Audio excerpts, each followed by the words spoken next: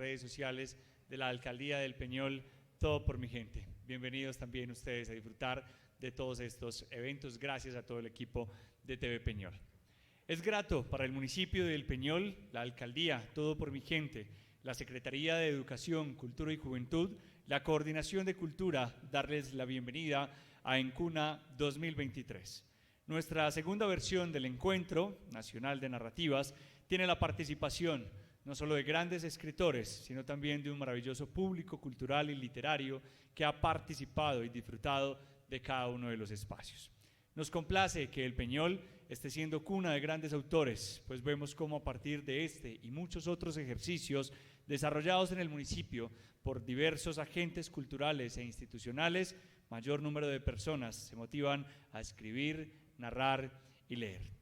Queremos dar unos sinceros agradecimientos a los organizadores, Alcaldía del Peñol, Todo por mi gente, a la Escuela de las Artes y las Letras, Casa de la Cultura Jotalía Ramírez, y a quienes apoyan este evento, el Instituto de Cultura y Patrimonio de Antioquia, la empresa Aguas y Aseo del Peñol, Hospital San Juan de Dios, GIAS Ingeniería, Programa de Televisión en Línea TV, Hotel Campestre Santa María de las Aguas, Institución Educativa León 13 e Institución Educativa Palmira, Papelería de Don Elkin, Preven Servicios, Museo Histórico del Peñol, EduFull, Empresa Autónoma del Peñol, 1714 Hotel Boutique, TV Peñol y a la librería Grámata que nos acompaña y está al exterior del teatro donde ustedes podrán adquirir algunas obras también de autores que nos visitan en esta oportunidad.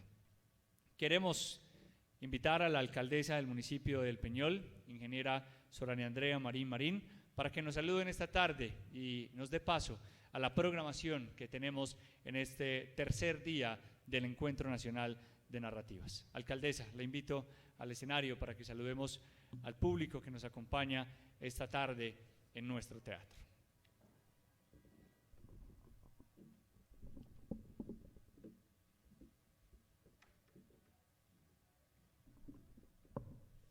Muy buenas tardes para todos los que nos acompañan en este importante evento, estimados escritores, participantes en el segundo Encuentro Nacional de Narrativas, público presente, a las personas que nos ven a través de las cámaras por el canal TV Peñol y a toda la comunidad del municipio del Peñol. De verdad que bienvenidos y agradecerlos por estar presentes en este evento de narrativas para el municipio del Peñol. Uno de los más grandes pensadores actuales, el recientemente fallecido Nucho Ordine, afirmó que la grandeza de los hombres y de los pueblos se mide por la cultura que poseen. El intelectual italiano señaló que la violencia de los fanatismos religiosos, el racismo y el odio contra la diversidad, por desgracia, se deben a la ignorancia. Es la cultura, dijo Ordine, el único camino del que disponemos para afrontar la grosería de la ignorancia. Qué palabras tan apropiadas estas del pensador y profesor Ordine para enmarcarlo lo que es en este Encuentro Nacional de Narrativas, Encuna 2023. El evento que iniciamos el año pasado con la participación de grandes referentes de la novela, la crónica y la narrativa digital. Y en estas fechas vamos desarrollando su segunda versión, donde nos acompañan con sus charlas y talleres grandes poetas, narradores, ensayistas y cineastas.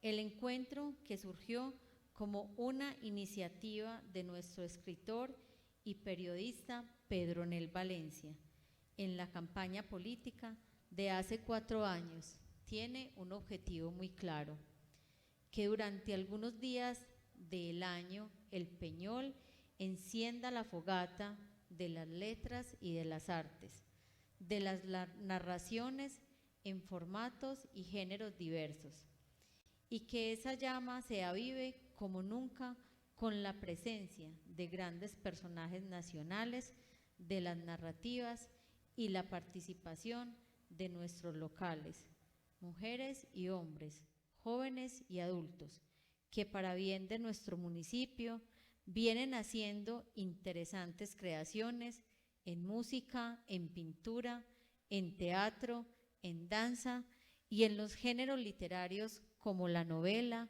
cuento, poesía y ensayo.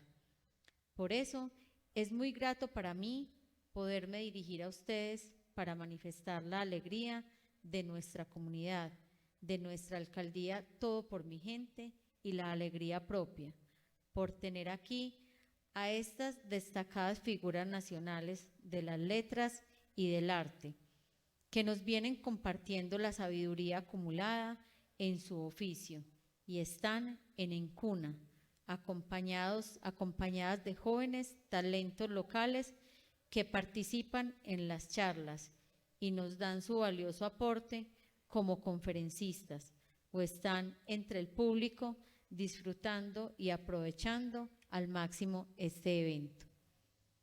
El Peñol es un municipio con un proceso único, complejo, por momentos convulsos, de lucha y también de logros.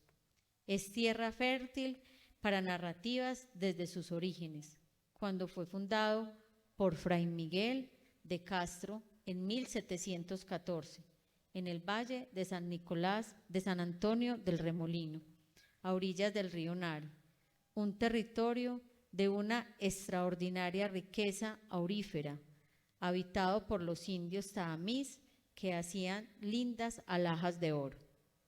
Hoy, 309 años después de la fundación del Peñol, esta cabecera urbana donde estamos cuenta con solo 45 años de vida, pues la antigua cabecera quedó sepultada bajo las aguas represadas del río, que formaron el inmenso Peñol, embalse Peñol, para alimentar la central hidroeléctrica, Peñol Guatapé. Ese sacrificio del Peñol fue muy duro, más porque agentes externos querían desintegrar el pueblo, pero fue la lucha de todos la que logró mantenernos unidos y obligar a que se hiciera esta nueva cabecera. Y el pueblo surgió del embalse y de las ruinas de su destrucción como el ave mítica. De ahí que se diga que el Peñol es el ave fénix de América. En la historia peñolense se mezclan atropellos y gritos libertarios. Por aquí estuvo el general José María Córdoba en sus últimos días y últimas horas de vida, en rebeldía contra la dictadura que estaba imponiendo el libertador Simón Bolívar. Y fue en la plaza del Viejo Peñol donde el joven y valiente Córdoba, ante el pedido que le hizo el emisario de sus enemigos de que se rindiera o que si no su muerte sería segura, cuando él respondió con aquella frase célebre: si es imposible vencer, no es imposible morir. Pero además de ese y otros hechos relacionados con la independencia y la participación de peñolenses en las gestas libertarias, son muchas otras las facetas de la cultura, de las letras y el arte y las ciencias que se podría destacar de nuestras gentes. Pero no queremos alargarnos narrando más detalles de esos hombres ilustres que aparecen cuando nos remontamos a varias décadas atrás, como el escultor Alonso Montoya, la poetisa Agripina Montes y el poeta Jesús Antonio Franco, el escritor e historiador Don Alirio Díaz, el cuentista Juan Manuel Tejada, el cronista y novelista Óscar Alonso Villegas, los educadores Ramón María Giraldo y Teodomiro Alzate Naranjo, los músicos Arturo Alzate Giraldo y Ángel María Marín Dongelo, el general y humanista Isidro Parra, fundador del Líbano Tolima y nombrado ministro de la Defensa de Colombia cuando solo tenía 23 años de edad, dado su valor en los combates. También citamos con reconocimiento y agradecimiento por engrandecer a su tierra al médico humanista Rafael Rivera López, cuyo nombre lleva la Biblioteca Municipal, y al crítico líder cultural J. Elías Ramírez, quien dio nombre a la Casa de la Cultura. Todos estos hombres ilustres han sido faro para las generaciones peñolenses actuales, que también se han ido poblando de escritores y artistas, con méritos, con talento, para quienes van también nuestro reconocimiento. Este encuentro nacional, que se teje con las palabras y las imágenes, nos alegra sobremanera y nos preparamos para el mismo desde mucho antes, con talleres en los colegios y en la biblioteca, donde chicas y chicos estuvieron leyendo las obras de los autores pensantes en Encuna. Todas estas acciones de talleres previos, de participación de la juventud nuestra en charlas, son las que justifican plenamente este evento cultural para nuestra comunidad, en la que uno de nuestros mayores intereses desde la administración es dejar huella, sembrar la semilla en estos escritores y artistas peñolenses, hacer así a nuestra gente y nuestra comunidad más y más grande, que es la afortunada consecuencia de adquirir cada vez mayor cultura, como señalaba el pensador Nucho Ordínez. Por eso andamos en estas fiestas de la inteligencia, que es Encuna 2023. Ya el jueves tuvimos ese interesante y entrañable conversatorio sobre el Viejo Peñol, que nos ofrecieron doña Carola Quinchía, don Jaime Enrique Restrepo y Nora Incapié. Y ayer en la mañana el turno fue para el cine, el interesante taller que partió de cómo se ha visto reflejada nuestra tierra en el llamado séptimo arte, taller a cargo del destacado cineasta Gonzalo Mejía. El día de ayer siguió con la concurrida y bella fiesta de la narrativa infantil para todos nuestros niños. En la tarde-noche fue la oportunidad para abrir las mentes y acoger el pensamiento y las ideas de los escritores talentosos Handei Marcel Sorbillerte, Kenny Díaz Osorio y Omar García Cano, con su interesante charla sobre la historia y literatura. La noche concluyó con el siempre bienvenido humor, en otra divertida narrativa titulada El Quijote de Soancha, interpretada por el humorista Carlos Mario Gallego, Mico.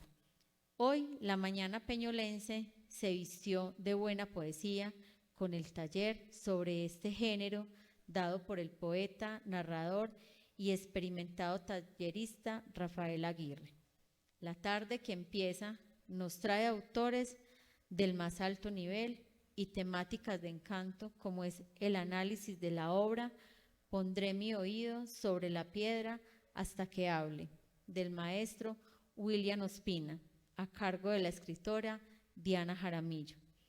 Después viene uno de los más grandes poetas colombianos de las últimas generaciones, Darío Jaramillo Agudelo, quien dialogará con el profesor y poeta bogotano radicado en Ibagué, Omar Alejandro González.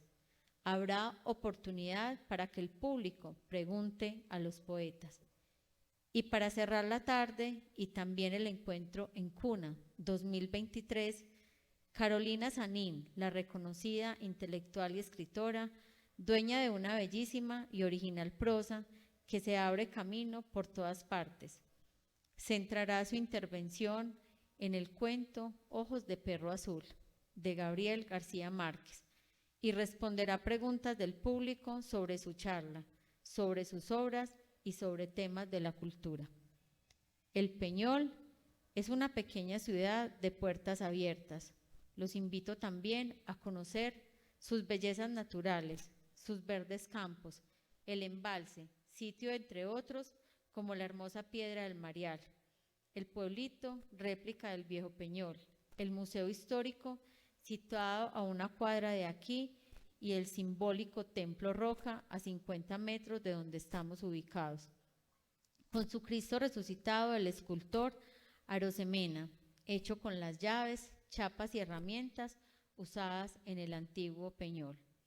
Doy pues una cálida bienvenida al Peñol, a los literatos, a los artistas, a los intelectuales y público en general que ha llegado de otros municipios y de nuestra localidad. Queridos escritores, estimado público, queridos peñolenses, los invito a que sigamos disfrutando toda la tarde e inicio de la noche del encuentro en Cuna 2023 en su segunda versión. Muchas gracias.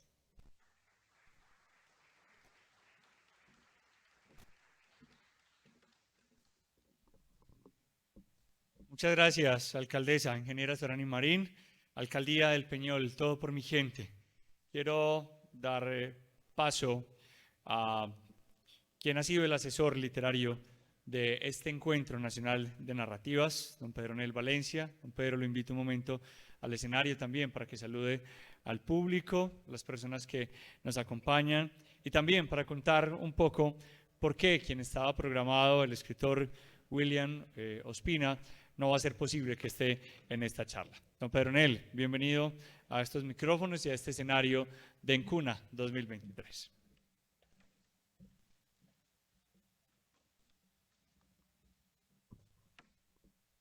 Bueno, saludo especial para todos y reiterar mi agradecimiento por la asistencia a estos eventos, al segundo encuentro nacional de narrativas. En realidad, pues más que una intervención, quería hablar del tema del maestro William Ospina, pero bueno, ya que también estoy acá, decirles que este segundo encuentro, con todo ese despliegue de grandes personajes que tenemos, es también continuidad del primer encuentro que hubo el año pasado, donde contamos aquí con el maestro Jorge Franco Ramos, con Patricia Nieto, con Gina Morelo, con grandes referentes, José Alejandro Castaño, muchos referentes de la literatura, de la crónica y de las narrativas digitales el año pasado. Ahora tenemos más inclinación también por la poesía, también el taller de cine, la novela y el cuento también, que estará en el análisis de Carolina Sanín. Lamentamos que no pueda estar acá el maestro William Ospina, pues es un referente literario nacional que estaba contactado desde el año pasado, estaba convocado, había aceptado venir, había participado en la escogencia del título, pero en los últimos días había como ciertas dificultades de comunicación con él, mucha lentitud para responder los mensajes.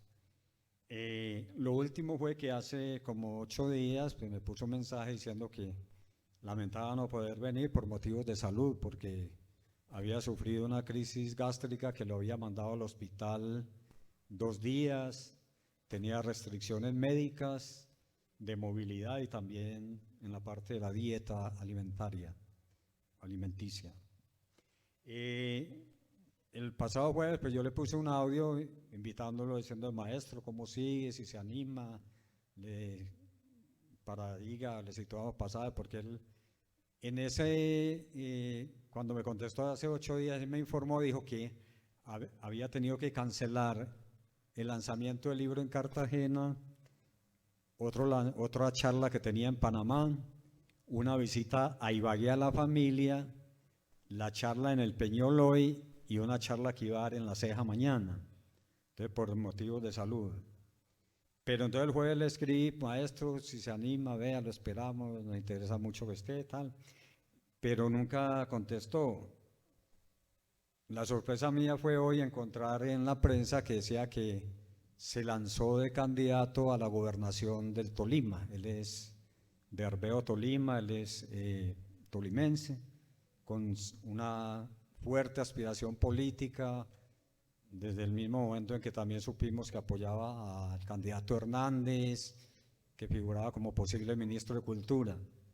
Bueno, entonces, por ese motivo no vino. Entonces, claro, uno no sabe si el tema de la enfermedad era una mentira piadosa, que que igual ese lanzamiento de la campaña fue bastante sorpresivo. Él lo tenía en secreto. Entonces también podía ser complicado revelarme a mí que soy periodista, decirme, vea, no voy a ir porque es que definitivamente me voy a meter a la política, a lanzarme de candidato. Yo seguramente lo hubiera guardado el secreto, porque uno por ética si me dice no lo revele. Entonces pudo haber sido esa mentira piadosa a raíz de eso, es decir, yo no puedo revelar, ya me tocó decir esto. Pero igual tampoco sabe uno si de pronto también ocurrieron las dos cosas, ¿no? Pero es muy extraño, pues muy raro. Como sea, lo seguimos apreciando como un gran escritor, como un gran narrador, poeta, ensayista. Su aspiración política obviamente es totalmente legítima. La noticia aquí entonces es que tal vez perdimos un escritor y nos ganamos un político, bueno o malo, yo no sé, pero ahí están los hechos contundentes, entonces ya cero posibilidad de que él esté. No obstante, pues este encuentro en cuna son 10 grandes eventos, lo que ha pasado hasta ahora ha sido extraordinario, lo que viene es extraordinario. Nos falla un evento, no del todo, les voy a decir porque obviamente no falla del todo porque la charla sobre Ospina la vamos a tener enseguida. Viene ahora más adelantico el grandísimo poeta Darío Jaramillo Agudelo, uno de los máximos referentes de la poesía, que conversará con Omar Alberto González, que es escritor y poeta bogotano, radicado pues en Tolima. Viene también Carolina Sanín. Yo a mí personalmente he leído 3 obras de ella y es muy original, para mí tiene una prosa muy linda, es una nueva propuesta narrativa donde los géneros los mezcla o se pierden los límites de los géneros. Además de que es una mujer intelectual, donde un día puede hacer un ensayo del reggaetón, otro día puede hacer un monólogo sobre un político. Entonces es muy interesante, controvertida. Entonces ella va a hablar también sobre el cuento Ojos de Perro Azul de García Márquez, un análisis en los estilos originales de ella, y obviamente va a admitir preguntas no solo sobre el cuento, sino de lo que quieran preguntar. Si es el tema trans, feminista, intelectual, las críticas que hace algunos escritores, bueno, todo estará abierta para eso. Lo mismo que va a haber preguntas en la charla que viene sobre William Ospina y también preguntas en lo de Darío Jaramillo Agudelo. Obviamente cuando sospechamos de que William Ospina estaba muy complicado venir y aún desde antes, para todo evento, pues uno tiene que tener un plan B. Analizamos varias cosas, había 4 posibilidades de plan B, pero obviamente el plan B más indicado es que la escritora Diana Jaramillo, quien se preparó muchísimo para hablar con William Ospina, Diana, que es literata y que magíster en literatura, leyó a mucha conciencia la novela Pondré mi oído en la piedra hasta que hable, que es una bellísima novela de William Ospina, posiblemente la última ya pues porque luego fue para la política. Esa novela muy bonita, que igual pues todo eso está en venta acá. La analizó muy bien Diana Jaramillo, que Diana es de Medellín, pero lleva vinculada al Peñol como 10 años en el magisterio, aquí cerquita. Entonces, claro, eso es lo que les quería decir, de que es lo que tenemos para ofrecer. Igualmente, ofrecemos disculpas, es algo que se nos sale de las manos, el hecho de que no venga Ospina. Ya la historia dirá, pues, por qué fue que no vino. Y entonces tenemos a Diana, yo los dejo con Diana y Carlos pues, va a dar más datos acerca de la escritora. Muchas gracias.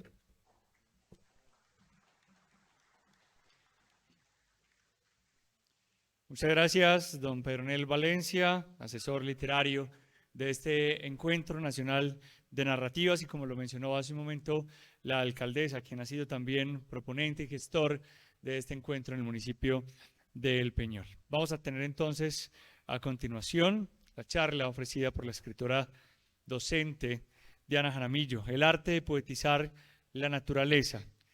Narra el alucinante viaje de Humboldt por el Nuevo Mundo y la obra analizada entonces que trae Diana para nosotros. Quiero contarles un poquito acerca de Diana. Diana Jaramillo nació en Medellín y desde hace 8 años reside en el municipio del Peñol. Realizó estudios de pregrado en licenciatura en Humanidades y Lengua Castellana en la Facultad de Educación de la Universidad de Antioquia.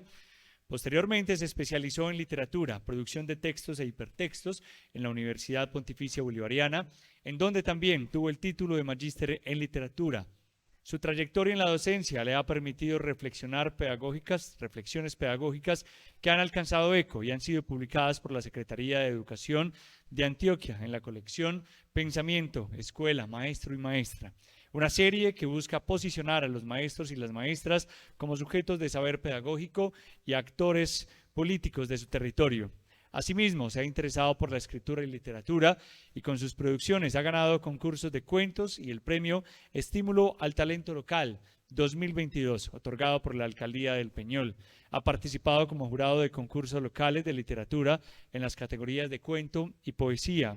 Actualmente se desempeña como docente rural en el municipio de Guatapé, en el que también hace parte del equipo Forjadores de la Palabra, cuyo propósito es promover la escritura creativa en la comunidad guatapense. Doy paso entonces y bienvenida a este escenario a Diana Jaramillo. Vamos a recibirla con un aplauso en este escenario de Encuna 2023. Diana, buenas tardes.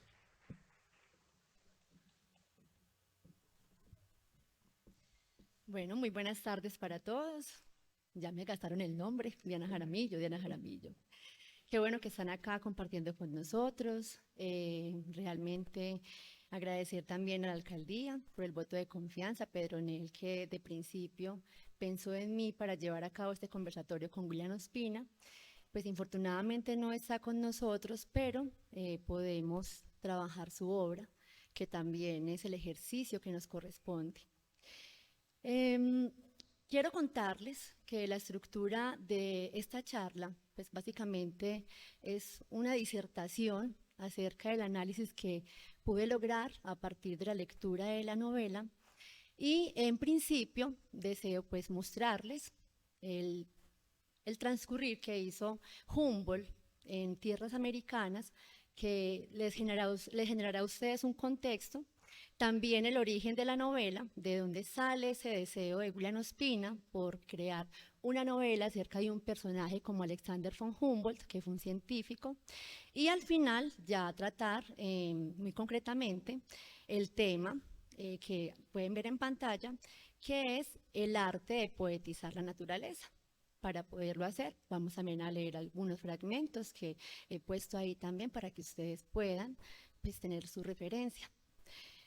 A pesar de las circunstancias, hoy nos convoca aquí un mismo interés, un autor y una obra que ponen de manifiesto el goce que nos producen las letras, la fabulación de personajes y sin duda la certeza de que a través de las voces de nuestro siglo saciamos nuestras búsquedas y nos salvamos incluso muchas veces de nosotros mismos.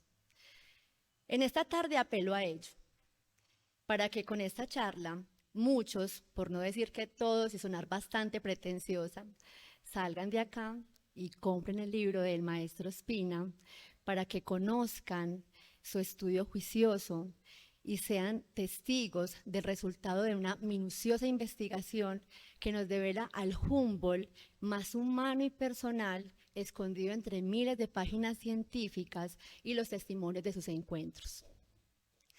Dice Ospina en el colofón de su novela que ¿qué puede añadir uno al trabajo de un hombre que antes de escribir sus libros copiosísimos se tomó el trabajo de vivirlos?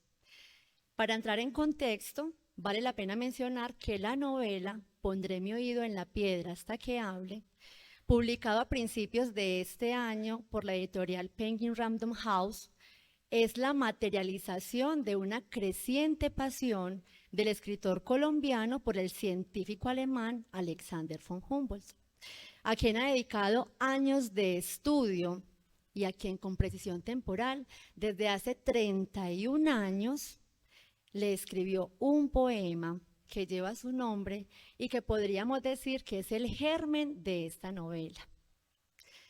Este poema, como les digo, hace parte de su poemario, fue uno de los primeros, llamado El País del Viento, con el que se hizo además acreedor del Premio Nacional de Poesía en 1992. Precisamente, de la quinta estrofa, tercer verso, resulta el título que llevaría esta nueva aventura literaria, en la que se hace de la narración poesía pura, porque realmente Ospina inicia como poeta y podemos ver cómo va evolucionando, pero no abandona nunca el campo de la poesía.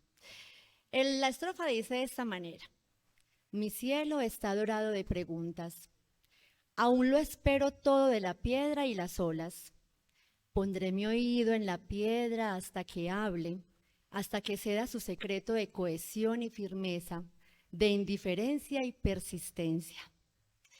Cabe anotar aquí que Julián Ospina inició su carrera como escritor con el género poético y que en el camino exploró otros géneros como el ensayo, logrando incluso mucho reconocimiento con obras como Esos extraños prófugos de Occidente, ¿Dónde está la franja amarilla?, Es tarde para el hombre, por mencionar algunos, porque tiene otras publicaciones, y que logra una evolución como escritor, aventurándose en la novela. No hace mucho, realmente, en el 2005 aparece Ursúa, que es su primera novela y que hace parte de una trilogía en la que narraría la conquista del Nuevo Mundo. Ese es un tema recurrente en sus obras y casi que uno podría decir que se enmarcan novelas históricas, pero no, porque Julián Ospina tiene el toque literario, la ficción, y a pesar de que los personajes que allí podemos encontrar en sus novelas no dejan de ser personajes ficcionados, porque pasan por la mirada del poeta, por la mirada del escritor, que fabula acerca de los pensamientos o de lo que pudo haber hecho o no pudo haber hecho el personaje. Entonces, por eso no podríamos enmarcarlas como novelas históricas. Bueno, él no quería obviamente replicar las obras de Humboldt, porque Humboldt tiene una extensa obra donde deja plasmado todos sus viajes, sino que quería obviamente hacer con estas producciones una novela, una novela histórica, como les decía, ni una geografía de Humboldt, ni mucho menos una monografía erudita sobre él y su obra, sino que, como él mismo lo referencia en su novela, él deseaba configurar la historia de Humboldt de manera personal y fragmentaria, en la que fuera posible reconocer al hombre detrás de la ciencia.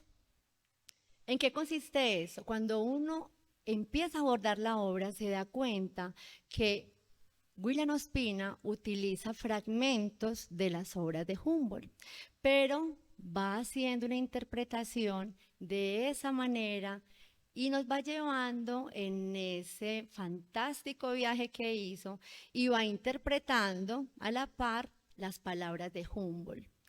Por eso se dice que es fragmentario y personal. Bueno, seguir su rastro, tratar de advertir esa odisea vivida en tiempos modernos, mostrar su curiosidad absoluta, su capacidad de entregarse a una tarea que parecía exceder las posibilidades de cualquier humano. Una aventura hecha a la medida de Humboldt, que no solo diera una idea del tipo de persona que era, sino de la generación a la que perteneció y de la realidad de la que fue testigo. En definitiva, Ospina, más que contar la experiencia humboldtiana, quería sentirla y transmitir ese mismo ejercicio sensorial de tal modo que los lectores pudiéramos advertirlo y fuéramos también conscientes del compromiso que nos deja su legado. Antes de iniciar con el análisis, como les dije en principio, vamos a dar un contexto al recorrido que hizo Humboldt para que en últimas puedan conocer esa visión que nos dejó y puedan captar esa realidad que él dejó registrada en sus dos principales obras, que fueron Viaje a las regiones equinocciales del Nuevo Continente y Cosmos. Bueno, allí en pantalla vemos el mapa que referencia el viaje que hizo Humboldt acá en América. Lo encabezo con un apartado de la novela que dice: los viajes nos dan órganos nuevos para captar la realidad. Siento que es una frase muy significativa para lo que él pudo lograr acá en América. Pues sin duda, los que hemos salido, así sea, a otro municipio, podemos ver con otros ojos la realidad, porque cada lugar tiene sus particularidades y él llega acá y encuentra un mundo completamente diferente. Les cuento que este viaje que logró Humboldt lo pudo hacer gracias a la fortuna que hereda de su mamá. Esa fortuna la heredan él y su hermano. Él puede retirarse del trabajo en el sector público y se dedica solo a la ciencia. Poco después de que se muere la madre, él se muda a Francia, en París, al Centro Científico Mundial de la época. Allá empezó la planificación de su viaje, financiado con sus propios recursos. El permiso para embarcarse hacia las colonias españolas de América Central y del Sur llegó a principios de 1799, esto es finales del siglo XVIII. Humboldt, acompañado de Bonpland, naturalista, médico y botánico francés, acompañó al científico en su aventura. Junto a él salieron al puerto de La Coruña, como lo podemos ver allá. La línea en rojo es la primera salida que hace Humboldt desde España hacia América. Ellos viajaron casi 10.000 kilómetros rumbo a Cuba y luego a México, pero en el camino no se esperaban que llegara una fiebre y atacara a las personas de la embarcación. Y tuvieron que llegar entonces al puerto de Cumaná en Venezuela. Los naturalistas que lo acompañaban aprovecharon obviamente la parada para iniciar la expedición allí mismo. Permanecieron en Venezuela 16 meses, durante los cuales exploraron la región de los llanos y los bosques tropicales a orillas del río Orinoco, viajando hasta la frontera con Brasil sin cruzarla. Eso porque Brasil todavía pertenecía a Portugal. Y ellos obviamente tenían solo el permiso de los españoles. Vamos a continuar ahora con palabras de Humboldt, propiamente dichas por él cuando estaba aquí en este territorio. En una de sus expediciones estudiando los fenómenos geológicos, Alexander dijo que todo este continente vecino, es decir, América, sus selvas y desiertos, sus ciudades, aldeas y campos de cultivo, y este océano que cubre el globo hasta el otro confín, son una tela fina sobre un manto de roca. La tierra, una corteza delgada, y el mar, una membrana apenas. Alrededor de ese núcleo profundo que quizás es otra esfera incandescente girando en el abismo de las estrellas. Página 70, referenciado por William Ospina. Habló en términos figurados acerca del mundo. Estableció metáforas que enriquecían la observación científica porque no le bastaba describir fríamente el color o las texturas de las rocas. Había que compararlas con el universo porque para eso es un todo. Es como si el mundo en sí constituyera una metonimia. Una metonimia es otra figura literaria cercana a la metáfora porque se establece una comparación, pero la metonimia es cuando hablamos que el todo tiene la parte y la parte tiene el todo. Y Humboldt concebía así el mundo. El mundo está conectado completamente y eso es lo que nos expresa acá. También habló sobre sus habitantes. Y en Venezuela, narró su experiencia al lado de ellos a modo de reconocimiento. Ayer estuvimos invitados en una humilde cabaña del litoral, donde colgamos las hamacas y dialogamos con los nativos a la sombra de los árboles de hojas enormes.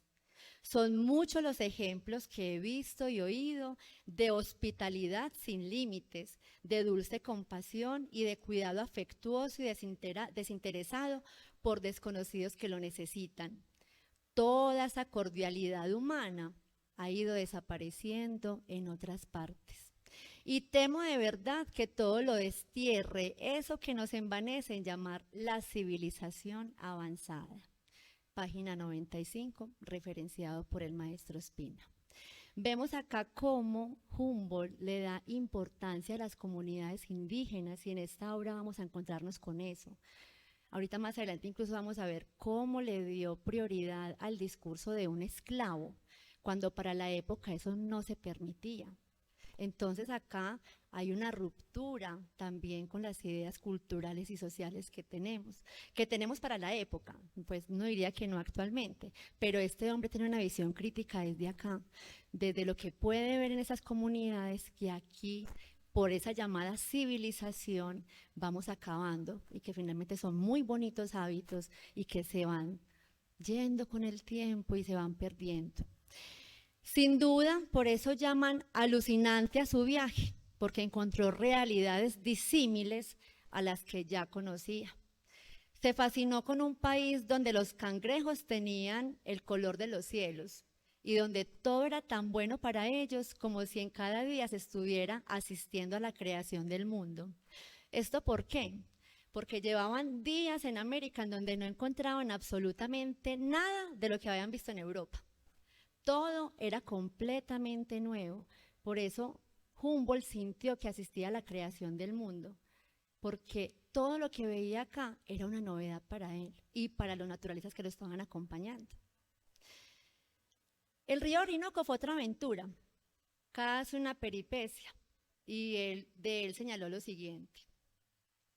El río Orinoco, al dirigirse de sur a norte, se ve atravesado por una serranía de montes graníticos, constreñidos en dos puntos de su curso. Se rompe con estruendo contra unas rocas que forman gradas y diques transversales. Nada tan imponente como el aspecto de esos lugares. Ni el salto del Tequendama cerca de Santa Fe de Bogotá, ni las grandes escenas de las cordilleras han podido atenuar en mí la impresión que produjo la vista primitiva de los raudales de Atures y de Maipures. Cuando uno se haya situado de tal modo que pueda abarcar de una ojeada una serie continua de cataratas, esa alfombra inmensa de espuma y de vapores iluminada por los rayos del sol poniente, uno cree ver el río entero suspendido sobre su lecho. Página 104, tomado por Julián Ospina en su obra.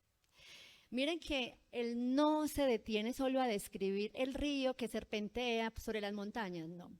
Siempre hay un lenguaje que está agregando el valor, es un valor agregado desde lo estético, porque no se limita a hacer una descripción solo física y ya, literal, sino que él utiliza otras figuras, metáforas, símiles, inclusive a veces hay hipérboles allí, porque es de manera magnánima que lo describe. Desde Venezuela, Humboldt siguió su viaje hacia Cuba en diciembre de 1800, de allí a Cartagena, Colombia, en marzo de 1801, donde comenzó su expedición por los Andes de Colombia, Ecuador y Perú durante 20 meses. Desde Guayaquil, Ecuador, prosiguió hasta México, donde realizó investigaciones sobre el cartografiado de áreas para la explotación de metales preciosos como oro y plata. Aquí podríamos tener una cantidad de citas en las que él habla sobre estos lugares nuevos, porque obviamente él no los había transcurrido, no había pasado por allí, pero también vemos algo muy interesante y es como él empieza a corregir los mapas que ya habían hecho otros.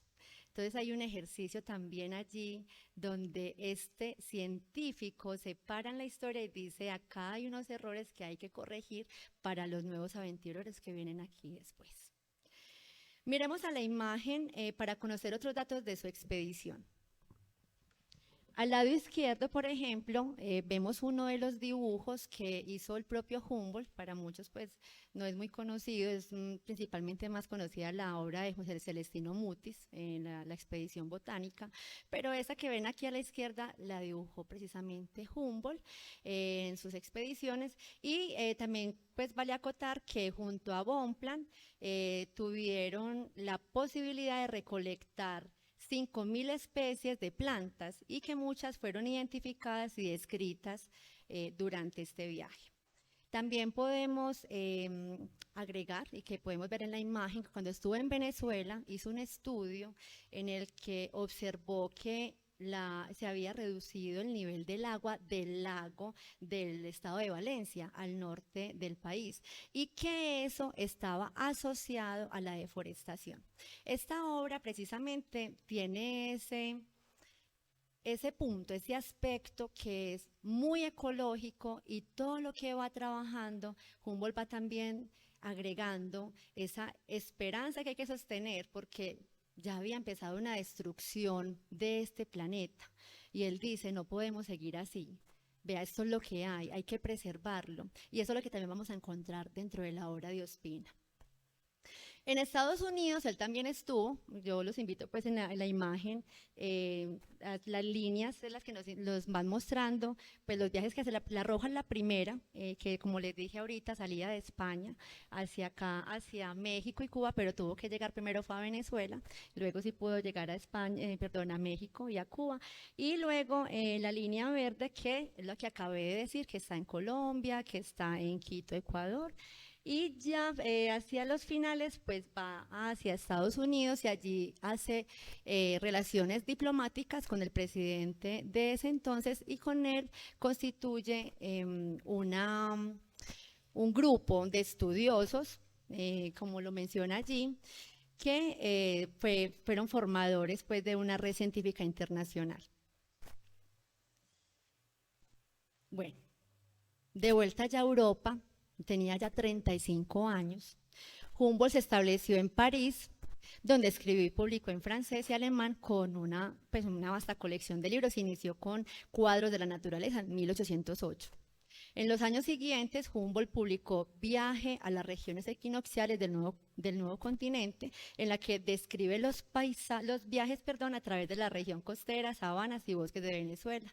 Alrededor de 1809 publicó Vistas de las cordilleras y monumentos de los pueblos indígenas de América. Al año siguiente, Ensayo político sobre el reino de la Nueva España. El naturalista falleció en 1859 a la edad de 89 años, mientras trabajaba en su tratado sobre ciencias humanas y de la naturaleza. Ese libro fue el que se llamó Cosmos, y cuando él muere estaba ya haciendo el 5º tomo, que quedó incompleto. Sin duda, al leer los apartados de Humboldt, confirmamos que fue un hombre que se atrevió a ir más allá de la descripción científica de plantas, animales y paisajes, pues incluso antepuso reflexiones sobre la naturaleza en términos estéticos y contemplativos, con las cuales el naturalista muestra a su vez un discurso en defensa del medio ambiente y su ecología. Todo eso lo retomó Ospina en su obra. Y volviendo precisamente al interés del que les hablé en un principio, de ese escritor que desde hace 31 años ya le había dedicado un poema a Humboldt, acotaré que a esta novela también le antecedió otro poema. Este aparece en una obra llamada Sansetti, que es otra obra, una colección de poesía de Julián Ospina. Allí aparece el apellido patronímico del naturalista, antecediendo estas metáforas sobre el nuevo mundo. Dice Humboldt: cada flor traza un mapa de reinos invisibles, vuelan selvas de polen presintiendo el lenguaje. De la piedra a tus ojos ascienden las leyendas, y en 1000 lenguas de hierba canta el verde su Ilíada. Danzas de leña inmóvil, lentos anillos de astros, venenos que destilan sus mañanas azules. Rasga el ala del buitre los pisos del mercurio, busca al Dios que se oculta detrás de los colores. Yo busco, rueda el tiempo, duele en malva la roca, remontan las cornisas mulas con astrolabios, y si afuera hunde el alma sus túneles de siglos, adentro hay selvas quietas devorando distancias. Julián Ospina, en el 2018. Sin duda, este último poema traza también un mapa que seguiría Ospina para dar a conocer al explorador que se adentra en ese paisaje de hojas y flores, y que mientras lo hace, descubre a su vez un mapa humano, un lenguaje que unifica, que demuestra que todo está entrelazado, que todo es una unidad y que, como el mismo Humboldt afirma, no es un caos de cosas dispersas e independientes, sino un orden profundamente entrelazado. No se puede entender cada cosa en sí misma, sino en relación con las otras. Él tenía una vocación de ver la vida como un todo orgánico, y esto lo confirmaba cada vez que dialogaba con todo tipo de personas ilustradas e iletradas, pues eran parte irrenunciable del tejido de un mundo. Por ello podemos ver incluso en este poema que se enaltecen los territorios exóticos, la diversidad de las lenguas y cómo cada lengua que veía acá llamaba a una planta con un nombre diferente, pero era la misma planta. O sea, eso es algo que él también está constantemente contándonos. Eso que se encuentra acá, que es una diversidad tan profunda, pero que nos muestra una realidad distinta, y él aprueba y disfruta esa realidad, no la reprueba como lo hicieron los colonizadores, que llegaron fue a acabar con todo y acabar con templos, dioses, todo. No, incluso Humboldt le dio credibilidad a los dioses de las comunidades indígenas que estaban acá, no porque creyeran ellos, sino porque respetó su forma o su cosmogonía, a eso me refiero. Como dato curioso de la obra, quiero resaltar un capítulo particular extraído literalmente de la obra de Humboldt y que Ospina incluyó en su novela y tituló Guaco Guaco. Este capítulo tiene una particularidad, y es que está escrito todo en cursiva, y eso es porque él lo extrae, como les dije, tal cual de la obra de Humboldt. Básicamente es la historia de un esclavo, el Negro Pío, quien pone en práctica la sabiduría ancestral a través del uso de una planta que el mismo negro le enseñó a utilizar al científico y a otros ilustres personajes que le acompañaban. Lo que se aplicó allí es llamado actualmente farmacognosia, que es la ciencia que se ocupa del estudio de las drogas y los principios activos de origen natural, y para este caso en particular, pues las hojas de guaco o bejuco, como le dicen actualmente, se utilizan para tratar una mordida de serpiente. ¿Cómo les parece que en este capítulo se recrea, pero, o sea, una incertidumbre, una atmósfera muy tensionante, porque todos se dejan morder?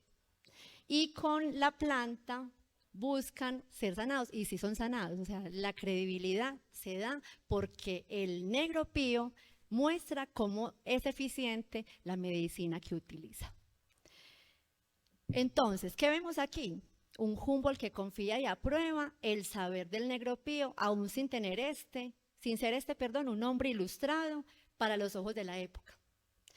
Por otro lado, ese ir y venir por América, Humboldt no solo se dio a la comprensión del universo natural y su conexión, porque hasta las piedras nos hablan de nuestra historia, sino también a la creación de un nuevo mundo desde la palabra, y logra advertir en las lenguas indígenas un origen común a todas las lenguas. Así puede leerse en el siguiente fragmento.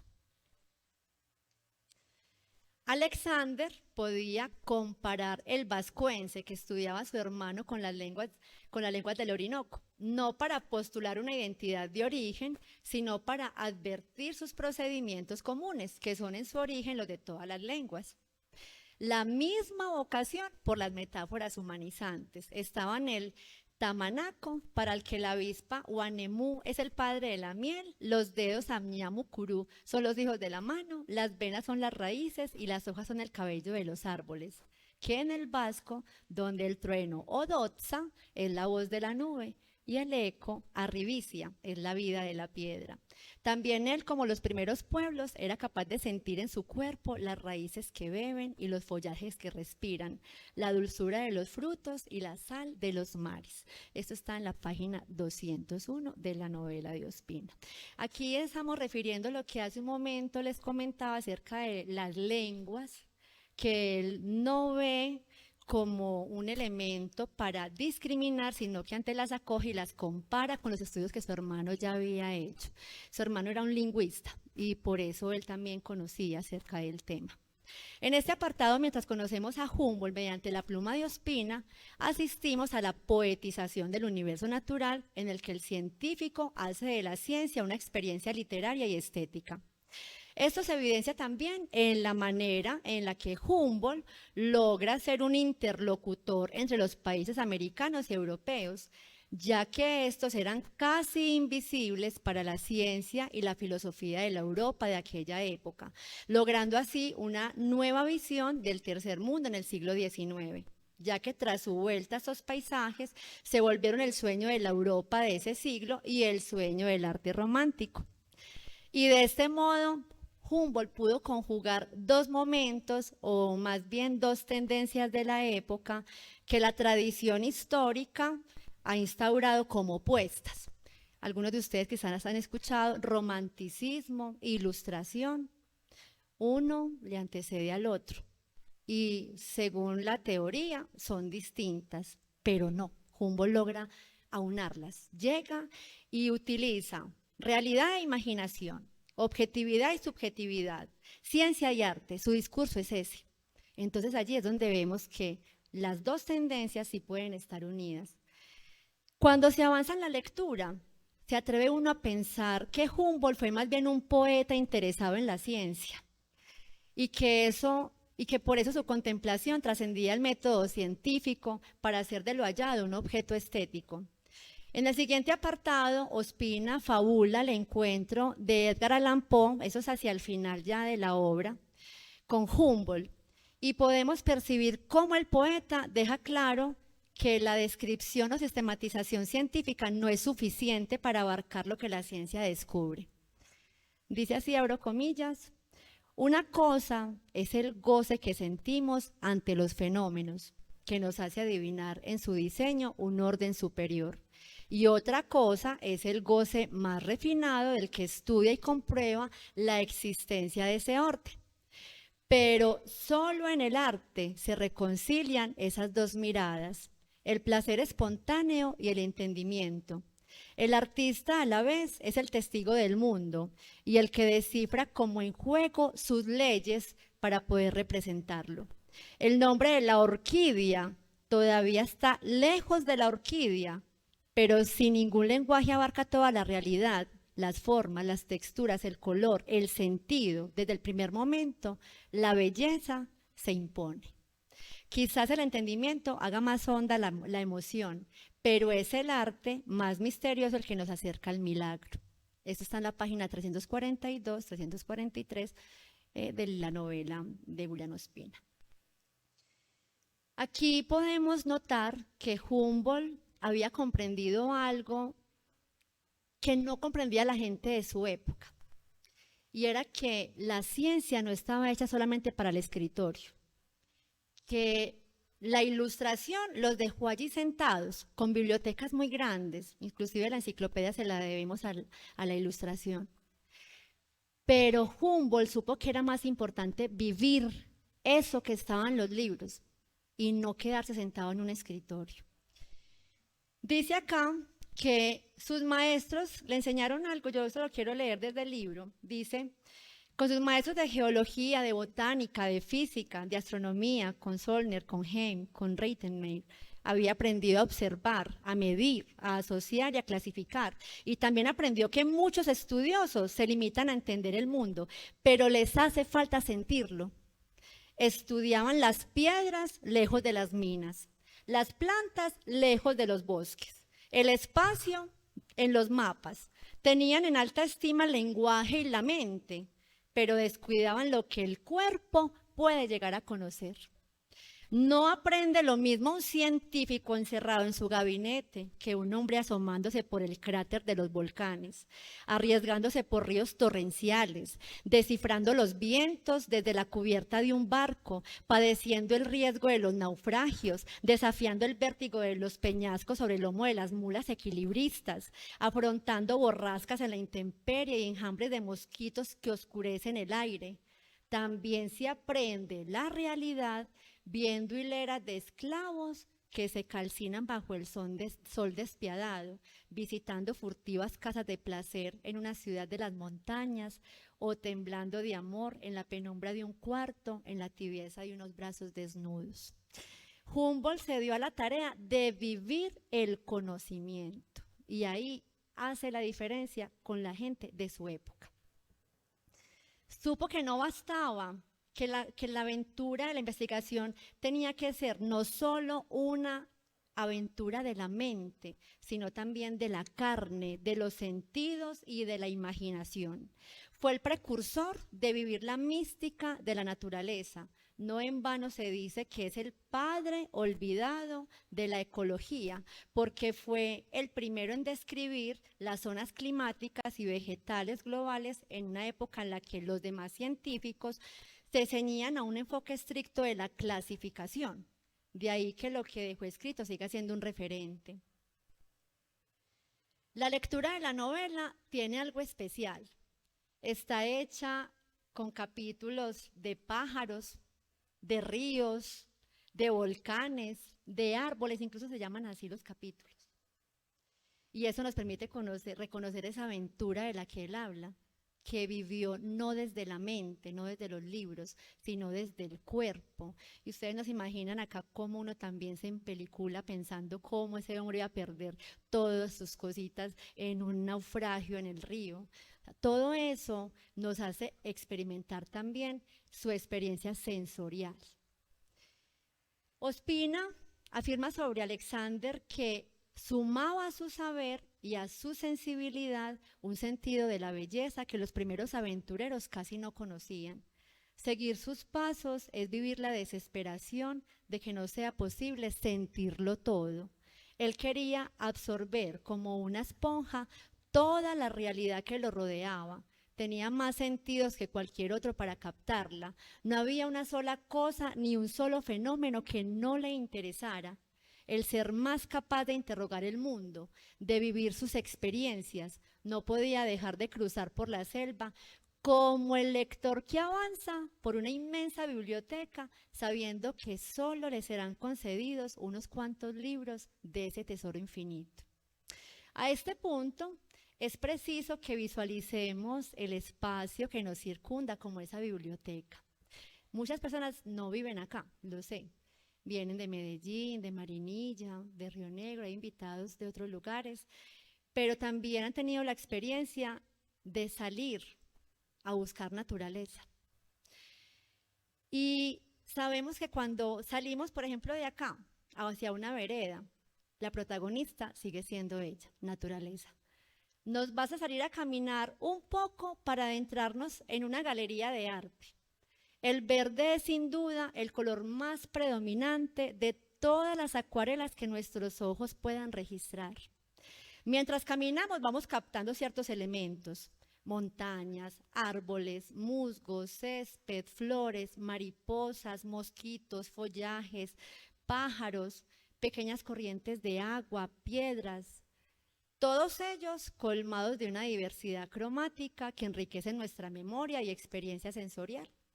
Sin embargo, no podemos llevarnos el objeto para la casa y que así se quede eternamente.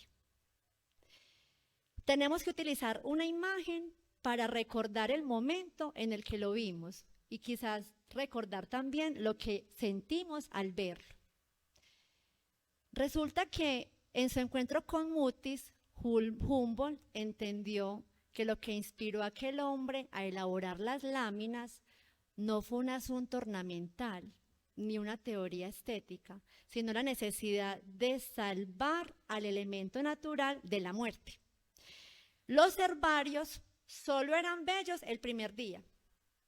Algunos quizás en la escuela los hicimos, que nos ponían a hacer herbarios en el cuaderno de ciencias naturales.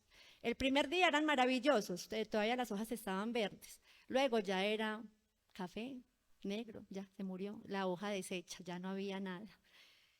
Esos herbarios desaparecen, los hallazgos que dan muestra de la materia viva que se encontró desde el primer día y que se encontraba, por ejemplo, en el caso de ellos, en nuestro territorio. Entonces, cuando Humboldt conversó con Bonpland, habló precisamente sobre la importancia del arte en esta tarea de la expedición. Dice así: bien puedes ver que para ciertos fines el arte es más real que la realidad, porque resiste más el desgaste del tiempo. Muchos hemos vivido esa experiencia. Las hojas pierden su lozanía, su flexibilidad y su brillo. Las flores pierden su color, su delicadeza y su gracia. Los estambres se secan, los pistilos se doblan, los pétalos se arrugan y se consumen con los años. Y hay que ver de qué modo las láminas no solo conservan su esplendor, sino algo más poderoso, igual para los profanos que para los sabios, la información cercana de las texturas y los matices, del trazo y la estructura. Se diría que mantienen viva por milagro la materia que las horas combaten y que los días destruyen. Y no es la mera búsqueda de la belleza, aunque ella está presente. Es la convicción de que esa belleza guarda una verdad, que las formas vivientes reproducidas por el talento humano encierran un secreto que sobrevive a la muerte y que roza la eternidad. Páginas 192, 193. Sin duda, el arte le ha permitido esto al hombre. Le ha permitido inmortalizarse mediante sus producciones, no solamente en pintura, en escritura, en música. Eso es lo que nos permite el arte. Pero esas imágenes y las obras de Humboldt permitieron algo más trascendental y fue la inmortalización de este territorio, nuestro territorio americano, para el mundo. O sea, le dio el reconocimiento que todavía no tenía América en Europa. No solo nos descubre toda esa topografía americana del siglo XIX tan inexplorada, muy a pesar de la colonización, porque ya estábamos en colonización, ya inclusive habían alientos de independencia, y Humboldt todavía descubría una cantidad de cosas que no habían descubierto otros exploradores. Este señor permite a través de ese trabajo pensar en una identidad americana que se ha registrado de manera segregada y distante a nosotros. De esa manera se nos ha dado la historia a nosotros, segregada y distante. Y quizás por eso no le hemos dado el valor que se merece. Para Ospina, Humboldt fue el último hombre que vio el mundo con plena conciencia, intacto, antes de que empezara la transformación del planeta y la depredación de sus recursos. Así que para él, asistir al viaje de Humboldt es un ejemplo de lo que va a tener que hacer la humanidad para reencontrarse con el mundo. A propósito de esto, quiero aunar a esta disertación una de las últimas exposiciones que se tuvieron en el Museo de Antioquia, en la ciudad de Medellín. Eso fue hace poco, en junio se cerró. Se llamó Mutis, la expedición continúa. La obra de Julián Ospina no habla de Mutis, ese no es el protagonista, sí es parte, sí es un personaje y es un capítulo, incluso se llama así, Mutis. Pero Mutis tiene mucha importancia en el trabajo que también Humboldt logró. Esta expedición, quiero traerla a colación porque es una forma de acercarnos al gran aporte que hicieron esos expedicionarios para conocer nuestro territorio. Y no solamente queda allí como una muestra, sino que esta exposición tuvo algo particular que está muy relacionado con lo que Ospina quiere lograr también con su obra. Quiero que veamos un mural que aparecía en la exposición y que era parte del final del recorrido. El mural dice titulado Flora en peligro. Reflexiones desde uno de los países más biodiversos del mundo. La diversidad vegetal de Colombia se encuentra en riesgo. En las 2 últimas décadas, el país ha perdido más de 3 millones de hectáreas de bosque. Más de 1.100 especies de plantas están en peligro de extinción debido a la destrucción de los ecosistemas. Los estamos perdiendo a una velocidad sin precedentes. Además, amenazas como la sobreexplotación, la contaminación, las plantas invasoras y el cambio climático aumentan la gravedad del problema. Muchas especies ya han desaparecido y muchas otras se extinguirán en el futuro cercano si no tomamos medidas para protegerlas. Es una pérdida invaluable para el planeta dado el valor intrínseco de las plantas y sus contribuciones al bienestar de la humanidad. Estos 3 dibujos que aparecen en pantalla representan plantas que están en peligro de extinción. Esperamos que este viaje te haya inspirado a reflexionar y a tomar acciones para preservar la inmensa e invaluable biodiversidad del país en pro de nuestra vida y de las generaciones futuras. Este mural estaba apelando a que las personas que están allí sean conscientes de que la expedición no quedó muy bonita ya y ahí terminó el cuento, sino que es que eso nos muestra que hemos perdido una cantidad de plantas. Y es un llamado de atención a que las nuevas generaciones conozcan esto y a que puedan preservarlo, porque nosotros no podemos vivir de láminas.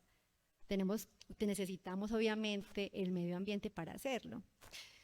Para finalizar, quiero decir que quizás sea ahí donde radica la importancia del libro de Ospina, pues nos convoca a la pedagogía del ejemplo, del que Humboldt les muestra para que, como él, todos tengamos la voluntad de conservar y de celebrar esta tierra de la que hacemos parte, porque todo está conectado. A la naturaleza la salvaremos en la medida en que aprendamos a amarla y a asombrarnos con ella. Hay que escucharla a través de estas voces que se han dado la oportunidad de vivirla. Seamos también sabios caminantes de esta tierra, porque a veces caminamos dañándola. Entonces no somos sabios para caminar. Y mostrémosle a las nuevas generaciones con el ejemplo, no con el discurso y ya, la importancia de cuidarla y de cuestionar esas ideas de progreso que vienen como sirenas encantándonos los oídos para enredarnos en el mundo del consumismo. Este es un tema que ustedes, si algunos han leído obras de Ospina, él siempre está reiterando. No dejarnos llevar por el mundo consumista, esas ideas de progreso que a veces lo que hacen es acabar con el mundo que tenemos. Y es lo único que tenemos, los recursos naturales no son renovables, no van a durar para siempre. No permitamos que nuestros paisajes queden confinados a postales y pinturas, que si bien son hermosas, no son las que proveen el oxígeno y el encantamiento de estar vivos. Pongamos nuestra mortalidad al cuidado de los recursos naturales. Ellos sí deben ser eternos, pero no solo en función del arte. Muchísimas gracias.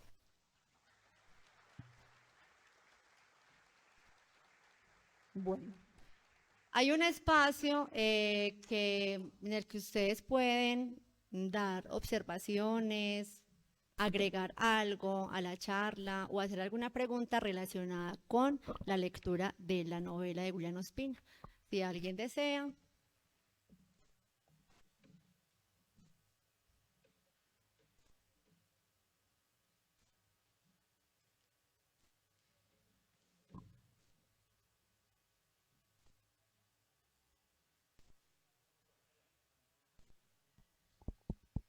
Carlos, si nos apoya con el sonido.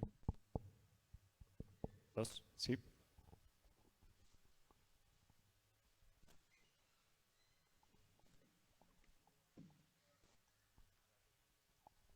Epifanio, buenas tardes. Buenas tardes. Anita, muchas gracias. Muchas A gracias. usted, don Epifanio, por escuchar. Para mí, particularmente, tu charla y tu interpretación del texto de Ospina es nutritivo, pues, en el buen sentido de la palabra. Ayer yo me quedé muy preocupado cuando uno de los expositores que dirigió acertadamente Dora Carmina en el conversatorio insistía respecto a que la novela debía tener ese aspecto de ficción. Hay una palabra que se me olvida, si alguien estaba acá, que utilizaba Omar como un sinónimo de ficción. No recuerdo bien, una palabra muy literaria que él utilizaba. ¿Omar está? No.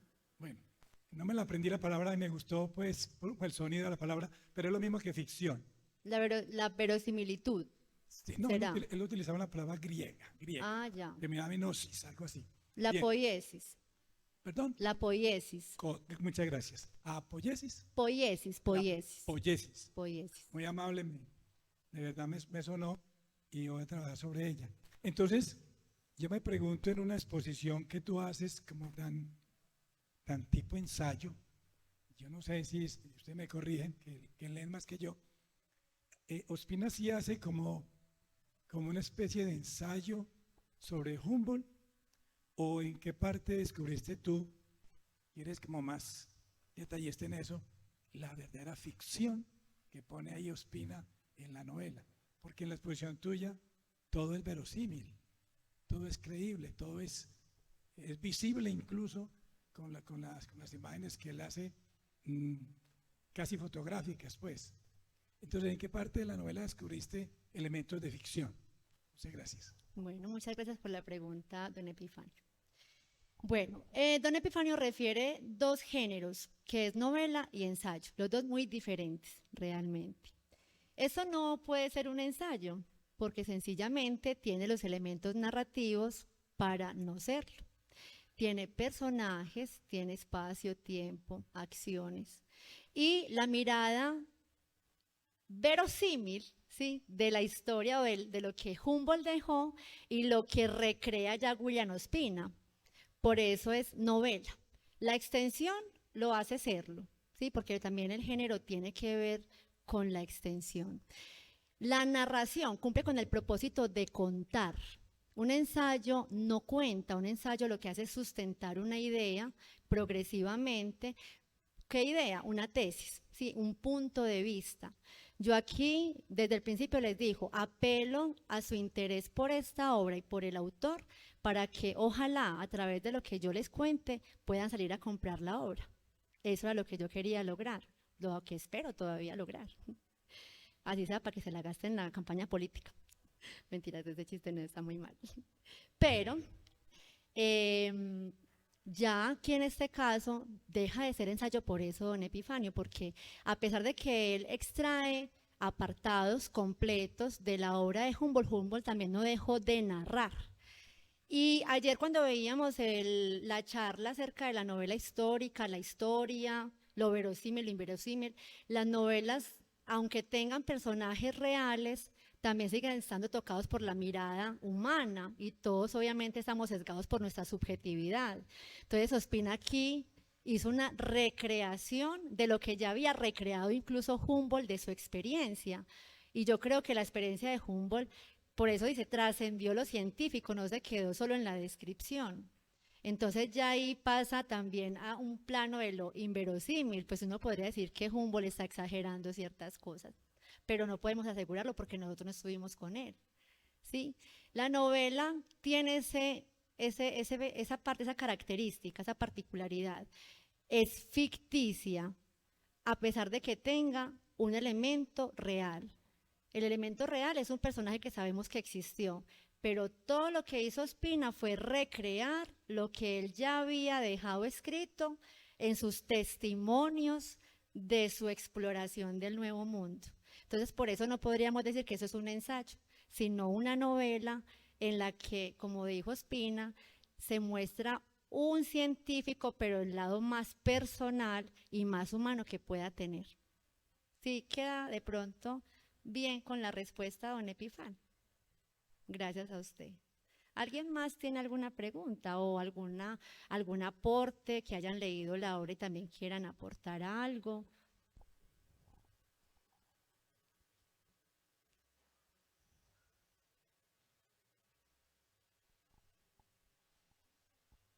Doña Patricia, si gusta por acá para que las cámaras puedan enfocarnos. Tranquila. Buenas tardes, doña Patricia.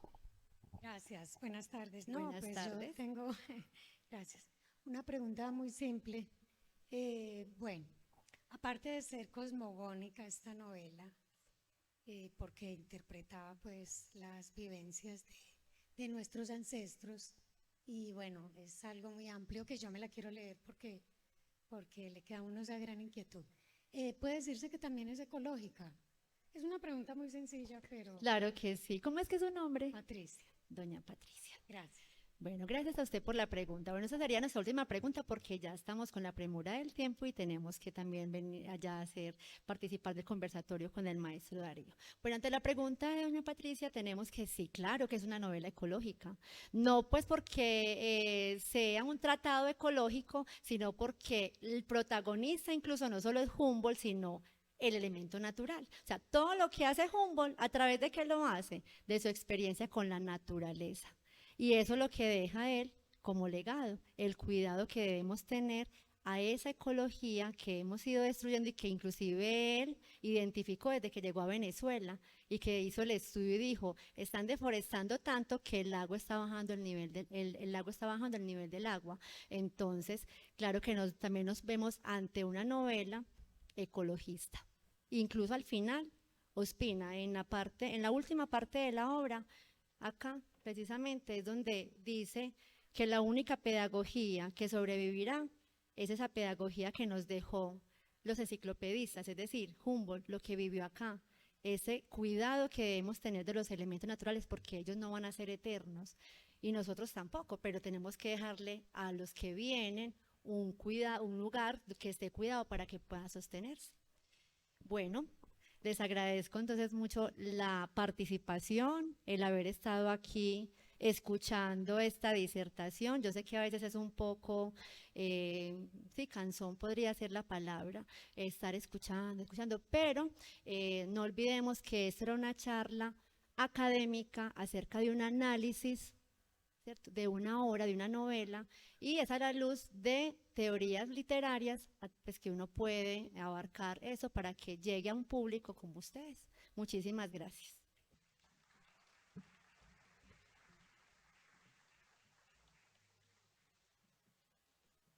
Muchas gracias a usted, Diana Jaramillo, por acompañarnos, por esa preparación que ha tenido en esta exposición que hace parte del Encuentro Nacional de Narrativas. Queremos entregarle algún recordatorio de este encuentro. El Peñol, julio 28 de 2023, escritora Diana Jaramillo, El Peñol Antioquia, apreciada maestra.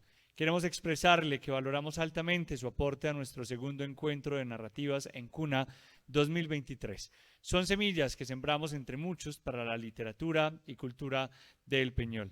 En su participación en la charla, el arte de poetizar la naturaleza ha mostrado el talento literario que usted tiene y su preparación con destacado profesionalismo que hizo para intervenir en Encuna. A nombre de la comunidad peñolense, le agradecemos mucho su colaboración y esperamos seguir contando siempre con usted. Afectuoso saludo, Sorania Andrea Marín, alcaldesa del Peñol. Invito a la alcaldesa para que le entreguemos el obsequio como recordatorio a la participación de Encuna 2023 a la maestra Diana Jaramillo. Un aplauso fuerte para ella.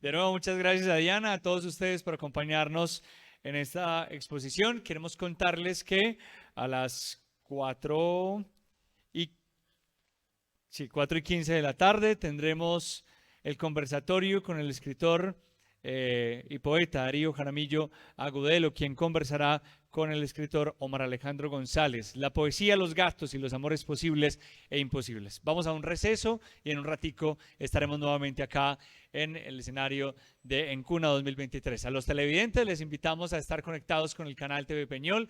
4:15 de la tarde daremos inicio con la poesía, los gatos y los amores posibles e imposibles. Nos vemos en un rato. Muchas gracias.